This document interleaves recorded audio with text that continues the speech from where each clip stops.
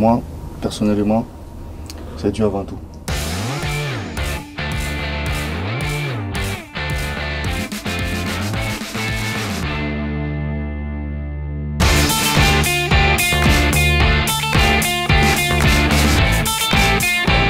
Bon Hervé, bienvenue dans Janus. Et alors on m'a dit il y a quelques semaines qu'en fait Hervé Kofi c'est deux personnalités différentes. Ça veut dire que sur le terrain c'est un showman, c'est une personnalité folle, il est très extraverti, mais alors il est très très calme en dehors du terrain. Mais tu tiens d'où ça? Sur le terrain on a le droit d'être, voilà, parce qu'on est sur le terrain, on prend plaisir en jouant et on va être super motivé et se sentir aimé aussi. Voilà, mais en dehors du terrain, moi personnellement, je suis quelqu'un de calme et timide. Voilà, et c'est vrai que j'aime beaucoup rire avec les gens, j'aime beaucoup m'amuser avec les gens, mais souvent j'aime aussi rester dans mon coin et voilà, me concentrer un peu et essayer de réfléchir un peu aussi.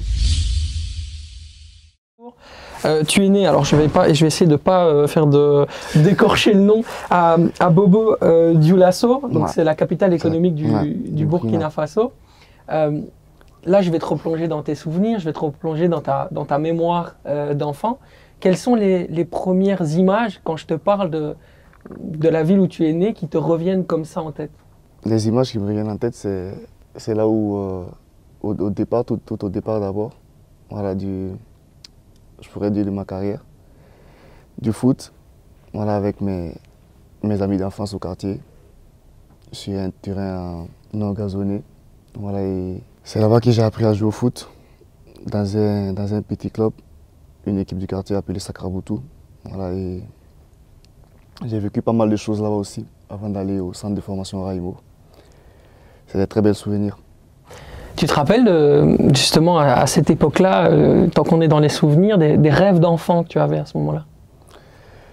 Bon, au départ, je voulais juste ressembler à mon père, qui était lui aussi ancien footballeur. Voilà, et à chaque fois quand je me réveillais le matin à la maison, je voyais ses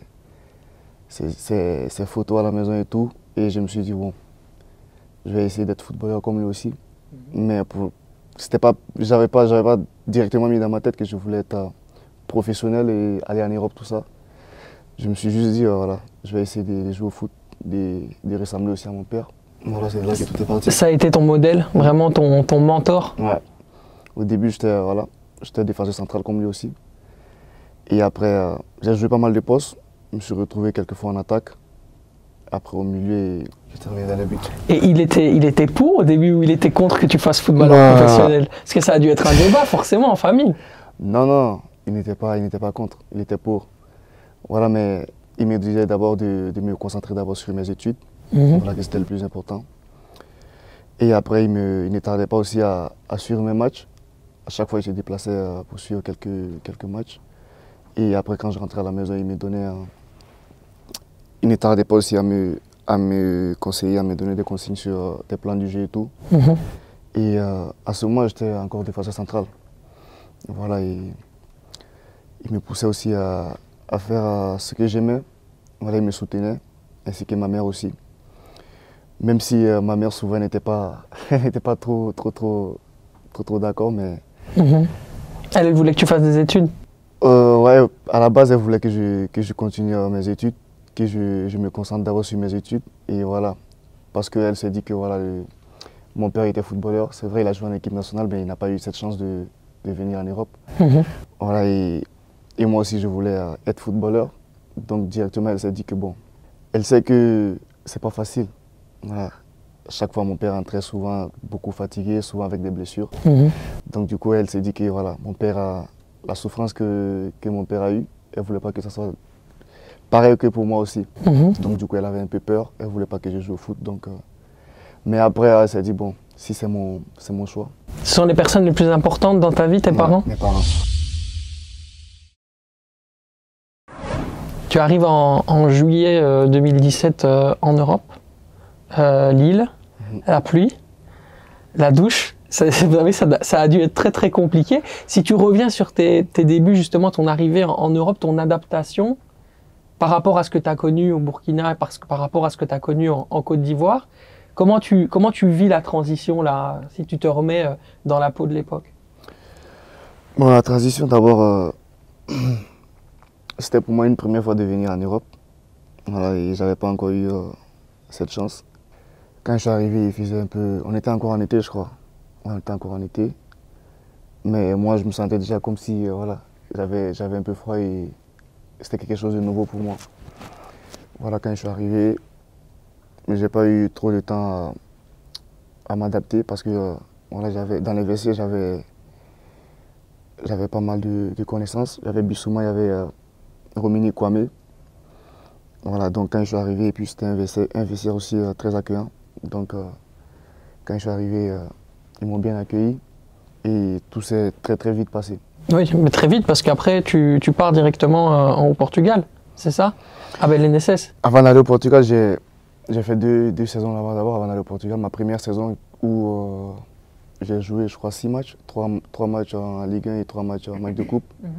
Et après, j'ai joué pas mal de matchs aussi avec l'équipe réserve. Et après ça, la deuxième année qui n'a pas été trop top pour moi, parce que j'ai eu pas mal de difficultés avec l'équipe en ce moment. Et après, j'ai demandé à aller en prêt pour pouvoir avoir du temps de jeu aussi. Voilà, parce que j'étais le gardien titulaire de l'équipe nationale.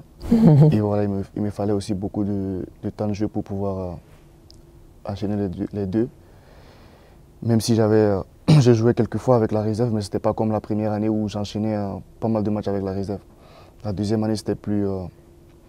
souvent, je jouais avec la réserve, souvent, je jouais presque pas. J'étais tout le temps à la maison. Et après, la troisième année, voilà, j'ai trouvé bon d'aller en prêt. Je suis allé au Portugal, qui n'a pas été facile au début parce que je ne comprenais pas la langue. Et je parlais non plus pas anglais. Donc... c'était difficile, forcément. Ouais. Tu as dû apprendre sur le tard. Ouais, bon. L'anglais, je l'ai appris un peu à l'école, mais le fait de ne pas m'exprimer, voilà, je ne pouvais pas parler. Donc, arrivé là-bas, j'ai commencé à m'exprimer tout doucement en anglais et apprendre quelques mots aussi portugais. Voilà, ça m'a aidé à faire une bonne saison. Bah oui, je me doute, forcément, c'est là où tu as commencé à te montrer aussi, on a commencé à te voir. Et puis, ce qui est fou, c'est qu'en très peu de temps, quelque part, tu fais donc Burkina Faso, Côte d'Ivoire, France, Portugal et maintenant la Belgique. Donc, il y a toute une série de voyages, tu as dû rencontrer plein de gens différents, tu as dû vivre plein d'expériences différentes. Qu'est-ce que ces voyages-là, ces rencontres-là que tu as eues, t'ont appris sur toi-même? Bon, d'un côté, je suis resté la même personne. Voilà, c'est vrai que j'ai beaucoup appris aussi. J'ai beaucoup appris lors de ces voyages. Moi, personnellement, c'est seulement le travail qui m'importe. C'est le travail qui m'importe. Voilà, et en dehors du travail, je sais pas.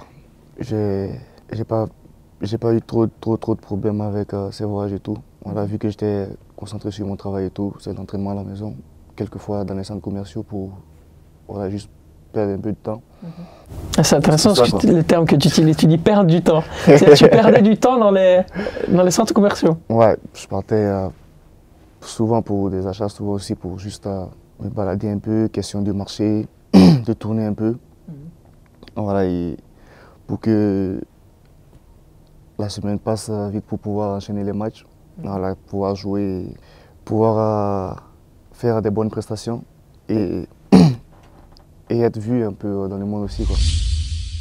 Alors, ta vie, elle est centrée sur le football, d'accord, mais il y a quelque chose que tu nous as caché, c'est que tu es un musicien. C'est un truc de fou. Parce que moi, j'en ai parlé avec Jules Van Klemput, c'était le premier interview de Janus. Il m'a dit, non, dans le vestiaire, vraiment, parfois, même à la limite, tu casses les oreilles, quoi. Tu vois. Est-ce que tu peux m'expliquer cet amour que tu as pour la musique? Bon, la musique, de base, je vais revenir un peu encore sur mon enfance. La musique, quand j'étais petit, j'ai intégré un groupe de danse. Voilà, et j'avais arrêté de jouer au foot pendant un bon bout de temps.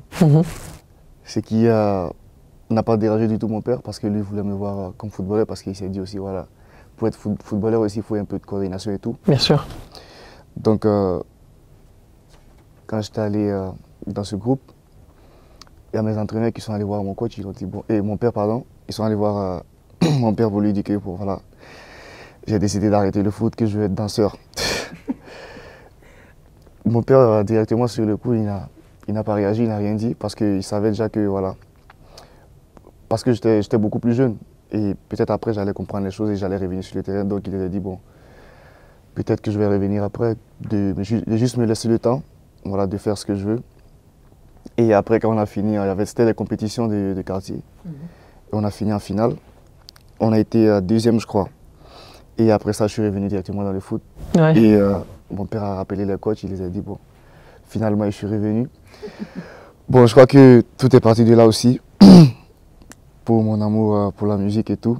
Voilà, j'aime bien la musique, j'aime écouter surtout les musiques ivoiriennes, voilà, les musiques qui font danser et tout. Voilà pourquoi souvent j'aime bien ambiancer les vestiaires et tout. Ouais, mais je vois ça. Je vois ça. En tout cas, c'est ce qu'on me dit. Et je pense que c'est pas prêt de s'arrêter. Tu vas continuer, c'est sûr. Et t'as déjà pensé à vivre sans la musique? C'est pas possible pour toi? Vraiment, c'est difficile. Ouais. C'est difficile. Mais attends, donc ici tu as dit danseur, mais il n'y a pas une petite carrière de musicien ou un petit truc qui se cache? Pour le moment, c'est le foot. Et il y a pas mal de personnes qui m'ont parlé de ça, Ouais. qui me voient comme musicien après le foot. Mais moi, personnellement... T'as déjà chanté? T'as déjà été en studio? T'as déjà fait des trucs? Non, mais je compte essayer. Ouais, non, c'est bien, ça pourrait être chouette. Je pense que tu t'amuserais bien. Je vais essayer. De toute façon, si tu as la danse dans le sang, tu as le rythme. Ouais, Donc, logiquement, tu t'amuseras bien avec ça. Bon, il y en a un justement qui voulait te parler aujourd'hui. Il a eu la gentillesse de nous laisser un petit message. C'est un ancien joueur d'ailleurs du Sporting Charleroi, c'est Harlem Bison Noéré, avec qui tu as joué évidemment du côté de l'Excel Moucron. Ouais. Donc il va te poser, je pense, une petite question. En tout cas, il va t'envoyer un petit message. Tu appuies juste ici sur Play et alors tu peux regarder évidemment le message. Salut Kofi, voilà, c'est Bison, j'espère que tu vas bien. Je voulais savoir si tu te rappelles de la fois où on recevait au stand chez nous, à l'hôtel, où tu es arrivé en retard et ce qui s'est passé après. Raconte-le nous s'il te plaît parce qu'on aimerait bien tout savoir. Allez, je te fais des gros bisous et continue comme tu fais parce que franchement je suis vraiment fier de toi et vraiment fier d'avoir évolué avec toi. On est ensemble, c'était Bison. C'était Bison, donc tu l'as compris. Qu'est-ce qui s'est passé dans ce temps? Dis-nous tout. Bon, effectivement, je suis arrivé en retard ce jour. On jouait contre au stand. Et en plus, je venais de... Le match avant au stand, je crois, je ne sais pas c'était contre quelle équipe, mais je venais de faire un super match. Et j'étais homme du match en plus. Et après le match a suivi, lors de la réunion technique avant le match, je suis arrivé en retard. Non, pas ça d'abord. Il y avait la marche. Il y avait la marche d'abord. D'accord. Et je ne suis pas venu. Et après ça, je suis venu en retard à la réunion technique. Et donc, du coup, le coach, c'était un Portugais, Simao, je crois. Georges Simao. Georges Simao, ouais. Donc, du coup, il n'a pas aimé. Sur les champs, il a commencé à crier dans la salle. Et il m'a dit, voilà, c'est vrai, j'enchaîne des bons matchs, mais ça ne me donne pas le... Ça ne me permet pas de prendre la grosse tête et tout. Et moi, je ne savais pas de quoi il parlait. Il m'a dit, bon, il a remarqué que tout au long de la semaine, voilà, j'étais pas bien lors de la semaine. Et que là aussi, je viens en retard, je ne viens pas à la marche. Mais je l'ai dit dans le groupe, il y a quelqu'un normalement pour mettre le programme dans le groupe. Ils n'ont rien mis dans le groupe par rapport à la marche. Donc, c'est après quand on est arrivé à l'hôtel, les gens ils sont allés en chambre parce qu'on dormait, on était seuls dans les chambres. D'accord. Ils se sont appelés et tout. Après, Bison, il a essayé de m'appeler, mais mon portable, ça sonnait, mais c'était sur vibreur, ça sonnait pas fort, je n'ai pas entendu. Et j'étais en train de dormir en plus. Et après, je viens à la réunion. Le coach, après m'avoir dit, voilà, la semaine n'a pas été top. Il sort et il dit, bon, il n'a pas confiance en moi pour le match. Il a dans sa tête comme si j'allais faire quelque chose de mauvais lors du match. Il sentait que j'allais faire une grosse bêtise lors du match. Je lui ai dit, mais c'est un match de foot. On cherche tous la confiance du coach, mais lui, il essaie de me mettre hors de moi. J'ai dit, ok, il n'y a pas de problème. Et on va pour le match. Je crois que c'était 0-0 et à la 90e ou dans les arrêts de jeu. Il y avait une balle sur les côtés. Le joueur du centre, j'avais juste Gay devant moi et Gay dans en attaquant. Oui, ouais, tout à fait, Et Maktar j'avais Gueye. mon défenseur Agouzoul. Et lors du centre, j'ai essayé de capter la balle en une fois. Donc du coup, quand le ballon est arrivé, il y a Gay qui a juste levé son pied devant moi. Donc du coup, j'ai pas vu la balle venir. J'ai pris la balle et après, je l'ai relâchée. Ah merde. Donc du coup, quand je relâche la balle, Gay, il a été un peu plus rapide que moi. Ouais, ouais. Donc du coup, il pousse la balle au fond des filets. On a perdu à la fin du match, 1-0. Et quand je rentre dans les vestiaires, Du coup, là, c'est compliqué. bon, j'étais un peu en colère parce que je me suis dit, bon, dès le départ du match, le coach il avait déjà parlé de quelque chose qui n'était pas nécessaire. Mhm. Il n'avait pas le droit de parler de ça au fait. Ouais. C'est vrai que je suis arrivé en retard, mais... Et après ça, j'étais à l'investiaire, mes coéquipiers ont commencé à me parler et tout, de ne pas me décourager et tout ça. Mais bon, vu que je sortais d'un gros match, et après je viens faire ça, bon, moi directement ça m'a touché. Et juste après ça, il y avait la sélection. J'avais les larmes aux yeux et tout ça, et je me suis lavé vite et puis je suis rentré. Après ça, on ne s'est plus revu, je suis parti en sélection. Voilà, mon entraîneur de gardien, Eric, il m'a dit que il a compati aussi à ma douleur. Voilà, il m'a parlé, il m'a dit de vite oublier ça. La meilleure manière de répondre au coach, c'était de faire qualifier mon équipe pour la Coupe d'Afrique. Et quand je suis arrivé là-bas, j'ai fait un bon match, j'ai été homme du match. Et l'équipe s'est qualifiée pour la Coupe d'Afrique. Voilà, à mon retour, il m'a appelé dans son bureau, il a présenté ses excuses. Et après... Back like a boss. C'est bien. Là, c'est top. tranquille. On va parler de l'esprit Kofi aussi. L'esprit Kofi, il y a une personne dont on n'a pas encore parlé dans l'interview et qui est très importante pour toi, c'est Dieu. Une foi qui est très importante en Dieu. Et ça, c'est quelque chose à souligner. Quand tu regardes ton parcours, tu évalues à combien le degré d'importance de Dieu dans le destin que tu as mené. C'est Dieu. Tout est Dieu. De base, je vais encore revenir sur mon enfance.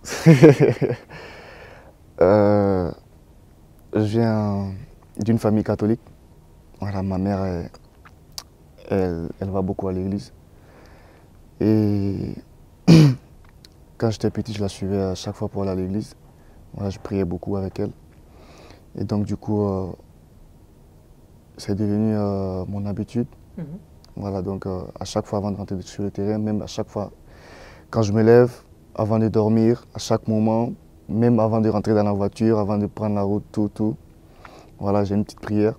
Je prie à ma manière, je monte dans ma voiture, je vais à l'entraînement. Et même quand j'arrive dans les vestiaires, voilà, je suis dans mon coin, je fais ma petite prière avant de commencer les séances, tout. Voilà, moi, personnellement, c'est Dieu avant tout. Dieu. Il y a des moments où tu as tout voulu laisser tomber.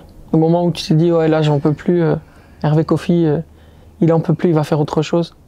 De la danse, la musique ou ce que tu veux, mais où il a fallu te relever, vraiment. Je dirais que c'était à Lille, lors de ma deuxième saison, où c'était très, très, très difficile.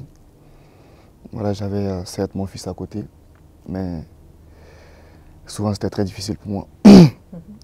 C'est là vraiment que j'ai compris que voilà, il fallait me battre. Moi, je devais me battre pour avoir ma famille, mon fils. Et à chaque fois quand je rentrais de l'entraînement, où je n'étais pas dans le groupe, j'étais seul dans la voiture, ça me faisait penser au moins à ma saison que j'ai eu à faire à la SEC et tout, où j'étais chaque fois sur le terrain. À ma première saison à Lille où j'ai beaucoup joué aussi. J'ai pas mal joué avec la réserve et j'ai joué, j'étais presque tout le temps dans le groupe. Et d'un coup tout bascule, je suis plus dans le groupe, je ne joue pas avec la réserve, seulement l'équipe nationale. Et mes parents n'étaient pas à côté. Voilà, c'était juste par téléphone qu'on parlait. Souvent quand je rentrais à la maison, ça m'arrivait de pleurer dans la voiture tout seul. Et dès que j'arrive chez moi, je suis mes larmes. Et directement quand je vois mon fils, je suis heureux, quoi. J'essaie d'oublier ce qui se passe au terrain et tout, au club. Voilà, même si souvent ça me faisait mal, mais quand je parlais avec mes parents, je les faisais croire que tout allait bien, mais au fond de moi, j'étais j'étais pas bien parce que moi j'avais envie de jouer, j'avais envie de prendre plaisir, j'avais envie d'être heureux surtout. Et après je me suis dit bon, c'est seulement le travail qui allait pouvoir m'aider à m'en sortir. Dieu m'a fait grâce, je suis en Europe, j'ai signé à Lille, j'avais signé un contrat de 5 ans, ce qui n'était pas permis à tout le monde en tant que gardien de but. Voilà, je me suis dit qu'il y avait plusieurs personnes qui rêvaient d'être à ma place. Moi je suis arrivé en Europe, même si je ne joue pas avec l'équipe réserve. Il me reste un contrat il me restait 3 ans. Voilà, c'était à moi de montrer à tout le monde qui s'était trompé sur mes qualités et tout, sur mon talent. Et même si, voilà, c'était pas facile, je me suis dit, bon, je vais tout faire. Je vais tout faire pour travailler, pour pouvoir leur montrer qui je suis, ce que j'ai comme talent aussi. Et voilà, ça m'a permis aussi de comprendre aussi beaucoup de choses. Et lors de mon prêt au Portugal, je me suis dit que je partais en mission. Voilà, il ne fallait pas me rater. Je devais tout donner pour pouvoir les montrer. Voilà. J'ai travaillé, j'avais rien perdu de mon talent. Et Dieu merci, tout a bien marché au Portugal. Voilà, je rends grâce à Dieu aussi. Et je profite de l'occasion aussi pour remercier ce club au Portugal, Belenenses, voilà, qui m'ont très bien accueilli, qui m'ont redonné envie de faire encore plus dans le foot et qui m'ont donné encore plus d'envie de jouer au foot, d'exposer aussi mon talent. Ouais. Tu parles des choses positives, c'est bien, mais est-ce que tout ça, justement, toutes ces choses positives qui maintenant commencent à t'arriver, c'est pas une revanche sur la vie en fait? Bon, une revanche sur la vie, je me dis, bon, c'est le destin, ce qui était prévu. Non, parce que le Burkina Faso, tu l'as dit toi-même en off, on en parlait, c'est pas un pays où on sort des talents comme ça en Afrique souvent. Donc tu es un petit peu sorti, je dirais pas de nulle part parce que tu es sorti de quelque part, mais voilà, il t'a fallu du courage pour y arriver. Et donc c'est en ça que je parle de revanche. Bon, peut-être que je pourrais dire une revanche sur la vie, c'est trop dit parce que je n'ai pas encore atteint mes objectifs. J'ai pas encore atteint mes objectifs. Il me reste encore du travail, il me reste encore du parcours. Donc, je ne dirais pas ça pour le moment. Voilà, j'essaierai de tout confier encore à Dieu. Et voilà, c'est lui qui m'a permis d'être là aujourd'hui. C'est lui qui me permet aussi de faire ces prestations et tout. Voilà, de rendre surtout ma famille fière de moi. C'est une grâce de Dieu, quoi.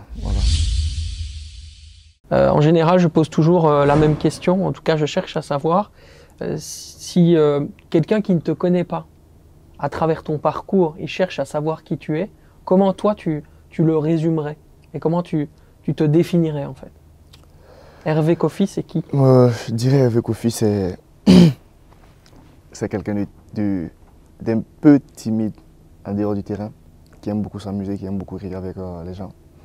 Voilà, et qui est surtout travailleur, qui aime beaucoup les gens aussi, qui aime beaucoup l'homme et tout. Voilà, et je dirais que c'est un peu ça au fait. Un être humain qui aime un autre être humain. J'aime beaucoup les hommes. C'est magnifique. C'est, je pense, la meilleure fin que tu pouvais donner à cette interview. Merci beaucoup en tout cas et c'était un vrai plaisir de te rencontrer. Merci, moi aussi.